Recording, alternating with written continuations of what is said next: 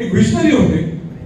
पण हे सगळं करत असताना आज ठीक आहे, आपल्याला सगळ्यांना वाईट वाटते, पण हे सगळं करत असताना सुद्धा स्टेट ऑफ आर्ट बाहेर करा. स्टेट ऑफ आर्ट माझा अर्थ काय की नवीन काही त्यांनी वेगळं करायचंच नाही, जे ते आहे त्यातच करायला पाहिजे. चांगली टेक्नॉलॉजी ते तर करायला. शाहू महाराज का गेले राहायचे? शाहू महाराज रोमला गेले का आपल्याला त्याचं ज्ञान नाही आहे, आपण काही नवीन शिकून काय आणि नवीन शिकून त्यांनी अद्यावत त्यावेळी केशवराव भोसले उभा केलं, खासबाग मैदान उभा केलं. मग आपण सुद्धा मेन धागा मेन साचा न डिस्टर्ब करता आपण जर चांगली टेक्नॉलॉजी स्टेट ऑफ आर्ट देऊ शकतो तर काही चुकीचं नाही.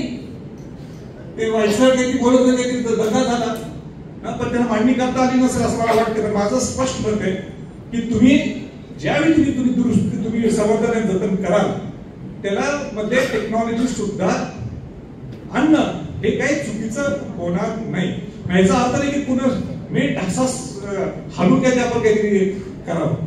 दुसरं माझं एक एकॉस्टिक्स मगाशी विषय आहे फार मोठा आहे. तुम्ही नाट्यगृह करता एकॉस्टिक्स टॉप लेवलचं. एकॉस्टिक्स कसं करणार आपल्याला? एक्सप्रेशन ऑफ इंटरेस्ट असतं. हे तुम्ही नुसतं टेंडरिंग प्रोसेस उभा तुम्ही टेंडरिंग प्रोसेस काढला 50 कोटीचं काम आहे काढा टेंडर काढ याला टेंडर मिळतो काम कर. पण एकॉस्टिक्स चुकलं तर काय करणार? म्हणून एकॉस्टिक्स जर काढायचं असेल तर त्या एक्सप्रेशन ऑफ इंटरेस्ट मध्ये ते लोकांना लागलं आपल्याला. टाळी वाजवली की शेवटच्या विदाउट माईक सुद्धा तिकडे कोपऱ्यापर्यंत जायला पाहिजे, आवाज तिकडे जायला पाहिजे. हे शाहू महाराजांची ती दूरदृष्टी होती. ह्याचे सुद्धा असे बारकावे सगळ्यांनी अभ्यास करावा असं माझं मत आहे. आणि तेवढंच महत्वाचं खासबाग मैदान. खासबाग मैदानाचं स्टेज खाली गेलं, खासबागचं स्टेज केलं. ते स्टेज सुद्धा नुसतं स्टेज नाही आहे. तुम्ही त्या स्टेजवर बसला की तुम्हाला पूर्ण कुस्ती पाहायला मिळते. कुस्तीच्या कोपऱ्याच्या तुम्ही त्या क्रीडांगणावरती बसला तर तुम्हाला शेवटचा टप्पा म्हणजे शेवटच्या घटकापर्यंत कुस्तीचा छोटी कुस्तीच तुम्हाला पाहायला मिळते. ह्याचा सुद्धा तो अभ्यास होऊन आपल्याला ते करायला पाहिजे. Expression of interest is the only way out हे मला आपल्याला सांगायचंय. आणि मी जरासं थोडं म्हणजे असं फटकून काही केव्हा बोलतो आणि माझा स्वभाव तसा झाला असं सगळ्यांना वाटते.